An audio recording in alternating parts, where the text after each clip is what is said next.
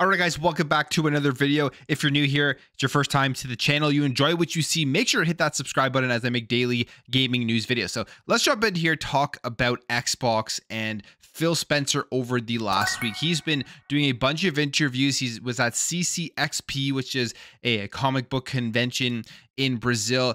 And Xbox was on stage, Phil was on stage, and he talked about Xbox, talked about Starfield, and we just got a bunch of information from him throughout last week. I talked about a lot of it in previous videos, but we have some more stuff here. He specifically talked about Starfield, and now we know that Starfield has surpassed 12 million players, which is a massive number since the game did launch in September 6th to be exact. And here is exactly what Phil says about this milestone. He says, Starfield has been awesome.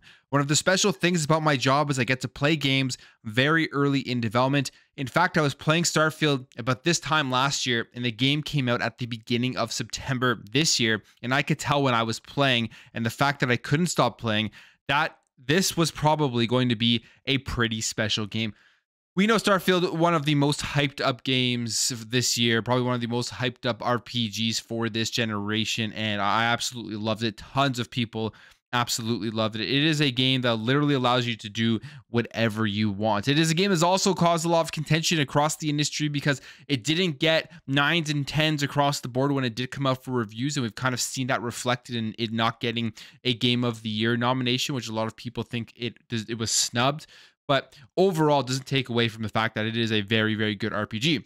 Now, he continues here and says, you never know when something is going to be a hit, but it was nice to see how successful it's been. In fact, Starfield has now had over 12 million players since its launch, and it still sits in our top 10 most played games from our studios. So thank you to everybody for all the support on Starfield and making it a tremendous hit. And we saw the fact that it had reached 10 million players a week after it had launched early onto the platform, and then by September 20th it had 11 million players, and now we're seeing here that we're at 12 million players on Starfield, and the game sold well on PC, sold on Xbox, and it's also available on Xbox Game Pass. So the question here, because a lot of people are now saying that Starfield isn't going to be that generational RPG, mainly this discussion came up because it didn't get nominated for Game of the Year. But if you're saying that and you haven't played Starfield, clearly you have no idea how massive this game is going to continue to be as mods come out, as more people figure out new things within the game. It is going to be one that does have longevity. You can pretty much almost bet on that just in the solar system and the planets that they have out there. And Phil Spencer was talking about whether this game is going to be able to last long like Skyrim lasted. I mean, people are still playing Skyrim, and they've released so many different versions of it. It is still pretty popular. And here's what Phil says. Says, that's our goal. You know, Skyrim is such an amazing hit from Bethesda Game Studios. Talking to Todd Howard and the team, really what they wanted to do is give people who love space and space exploration the same opportunity. We've already announced that we've got our next expansion coming, Shattered Space. We've already told the community that they'll get all the mod tools so they can go and create their own content in Starfield, which has been so important to Skyrim. So a ton of confidence that for many, many years, Starfield will be sitting very high. I truly don't doubt that Starfield is going to be one of those games that could easily last as long as Skyrim has lasted. Just the simple fact of how big it is. And there are going to be planets popping up where we're going to see people, especially when the mobs come in, creating their own entire universes. And it's going to be nonstop going forward. So I think Starfield's great. Some people are iffy on it. We know the whole controversy with reviews with like the IGN and stuff and previous comments that reviewer made, but it has not at all held it back. And we've seen this like twice, I would say, so far in the last few months, where if a game is good, a game is popular, people want to play it, the review scores aren't going to do anything. We saw the same thing with Call of Duty Modern Warfare 3. Did not get good reviews, and I think for the campaign that was rightfully so, but it did not affect the amount of engagement and the amount of people playing that game. So people are going to play it whether they like it or not because it's popular and the hype is there surrounding it. So he talked about Starfield, talked about a bunch of other stuff as well. Like I said, I talked about it in previous videos. And then he also finally clarified what is going on here with the Series S price. This is not the first time he was asked about this last week. He kind of danced around giving a direct answer. But now we know really why the price of the Xbox Series S has increased in Brazil. And here is what Phil says. He says, first of all, that they held the price for 3 years. He says, so what the price increase was this. We held the original price as far as it did, and it did it for 3 years. I know that changes in price will never be applauded. It will not be my great moment on stage. I know it. And I hear people's feedback as they feel at a time when consumer electronics are already expensive here because of the tax situation, and we raise a price and create that concern. We hear this concern and go back with mine. I need to manage a good business here. Talks about the console prices in Brazil versus the USA. Says, but yeah, we're coming to the end of the year with a price increase. I see the Twitter feed. I hear the feedback. But I wanted to be here, I wanted to go to the fan fest. I wanted to see people directly. What I hear most of them being here is that they just want us to have respect for them as consumers, and I respect that. So I say this is not an opportunity for us to suddenly measure the market. People tend to compare the price to that of the United States, which I consider a mistake. And there are other taxes in relation to those in Brazil. Then he finally says here that the Series S in Brazil at the new price is the smallest margins in the world for Xbox, specifically saying, and even with the price we have now after the increase, this is for us in terms of what we can see from the sales of the Series S in Brazil, probably the smallest margin in the world of what we get from the revenue that we managed to get. For me, the most important thing is that pricing occurs in a way that makes us viable here in the long term. I need to make sure that my commitment to the consumers here is to run a good business. So that's essentially it. I mean, it's not a surprise. It was obviously what's the economics in Brazil. That's the reason they raised the price. He specifically mentions the taxes and that he wants to run a good business. They have to make revenues. And because of the taxes and economical things that are going on in Brazil, that's why they raised the prices. It's still very unfortunate. I understand why, if you're a Brazilian Xbox fan, you're probably extremely pissed off because it was a pretty large raise in price. It almost kind of makes it not worth picking up an Xbox Series S. You might as well just go spend a bit more and get the Xbox Series X, when the whole point of the Series S was that value console. I mean, it's still very valuable in terms of the price and what you're getting for it in other parts of the world. Like even here in Canada, it had dropped down to $297 with the holiday bundle, which comes with Game Pass and everything. Not a bad deal there, but in Brazil, obviously, it is just not the same case. He also goes on and talks about how there's other ways to play Xbox, and that the series, comparing the Series S price versus the other consoles in Brazil. So, I mean, they're probably going to be keeping that price until there's improvement in the economics in the country. All right, let's move on here and let's talk about the Xbox mobile store. We know one of the major reasons, if not the biggest reason why they went on and purchased Activision Blizzard was to try to get a bigger piece of the pie in the mobile gaming industry.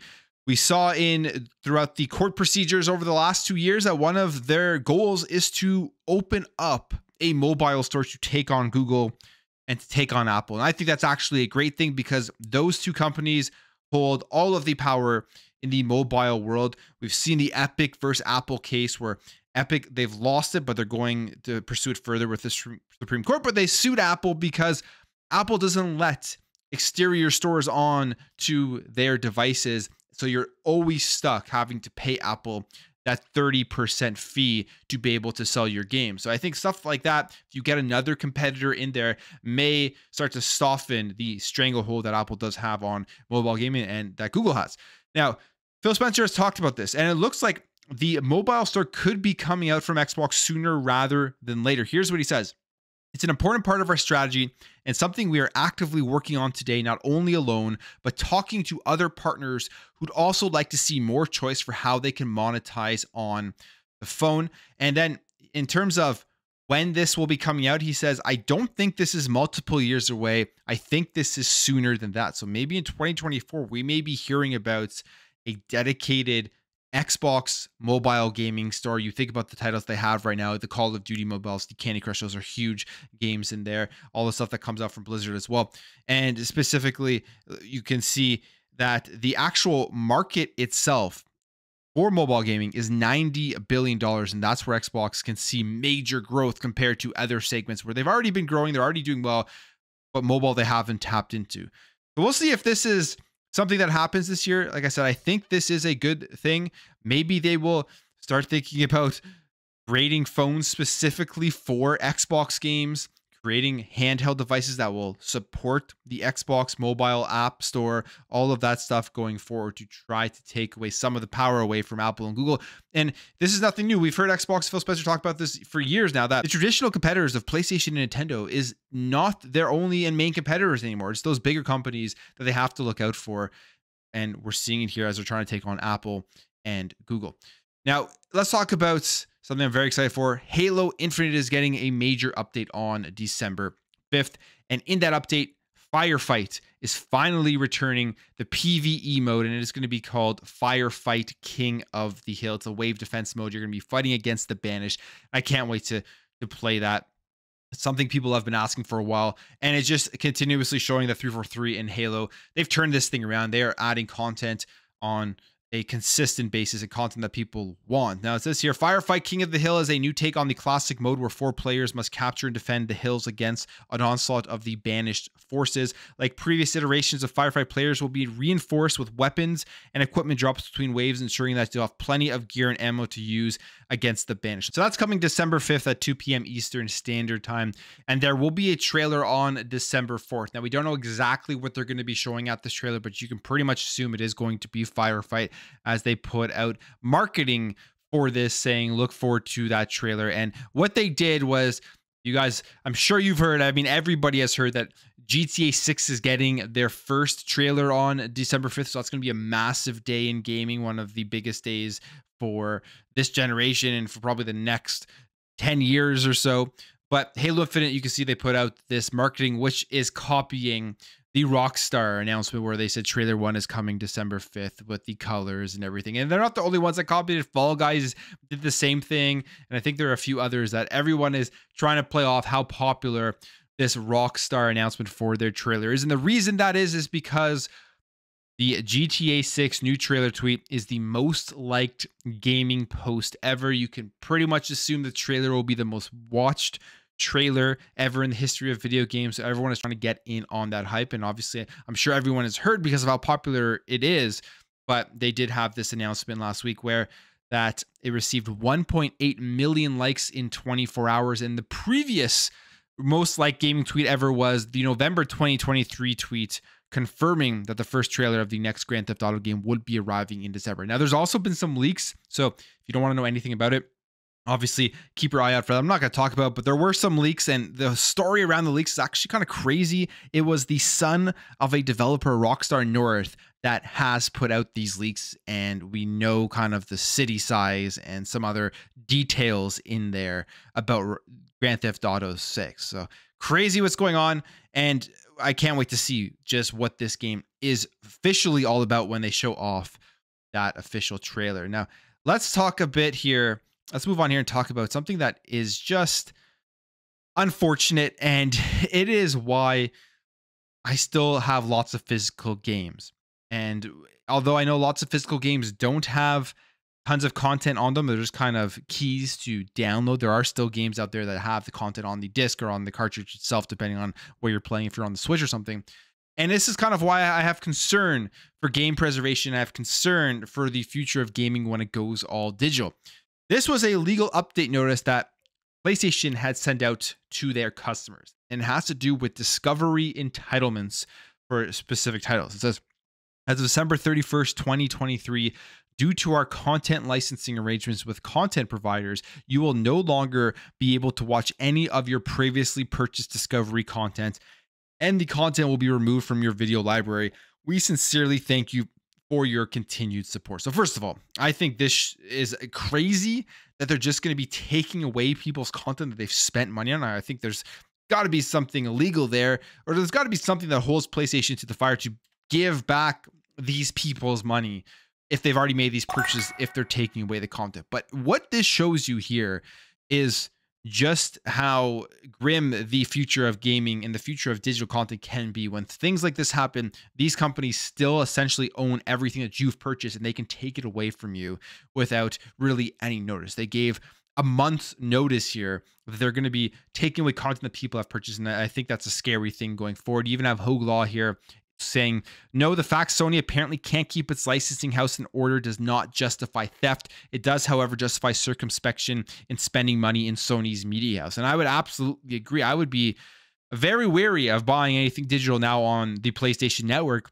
because this could happen at any time. Now, to be completely fair, this is something that easily potentially can happen on the Xbox store and on Nintendo or anywhere that you purchase digital content. If there are issues where these companies are having problems keeping up their licensing agreements with the companies that sell them content for their stores, this could happen. And this is why I think there is potentially something bad going to be going on in the future when it comes to everything being all digital. Maybe they just start not caring about keeping up licensing agreements for content that is a number of years old, thinking, hey, there's not a lot of people out there that actually purchase this, but we're going to take it off because it will save us some money and it won't really hurt our business in the long run because it only affects a small number of people. A lot of things like that could go on in the future. So I hope that isn't the case, but we're moving to all digital, getting rid of disk drives, getting rid of all physical media. And now we're seeing some of the negative effects that could occur. All right, let's jump over here.